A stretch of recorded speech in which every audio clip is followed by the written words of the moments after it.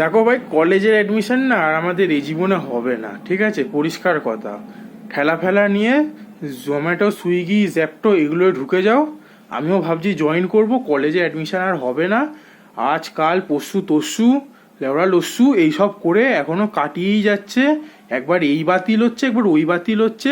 জেনারেলদের তো এমনি গলায় ঝুলে গেছে। এসটিরাও, মানে এসসি আর এসটিরাও, মানে কি বলবো, এরা তো মহা আনন্দে রয়েছে, তাও এরা কলেজে ভর্তি হতে পারছে না। জেনারেলদের অ্যাডমিশন 2,000 টাকা, এসসিরা যেহেতু ক্যাটাগরির মধ্যে পড়ছে, অ্যাডমিশন 200 টাকা। আরে ভাই, আমাদেরকেও দেখো, আগেকার টাইমে ভাই যারা জেনারেল ছিল তারা ভাই বড় লোক ছিল, ওর জন্য আমাদের মহামান্য বি.আর. আম্বেদকর এই এসসিটা শুরু করেছে।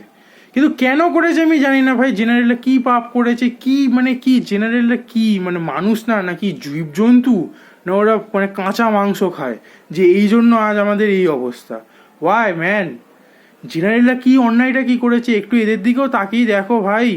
তারপরে শুনছি, সব কিছু জেনারেল হওয়ার পরেও শুনছি যে যারা এসটি এসসি যারা কলেজের অ্যাডমিশন ফর্ম ফিল আপ করেছে তাদেরকেও আবার নতুন করে জেনারেল হয়ে করতে হবে।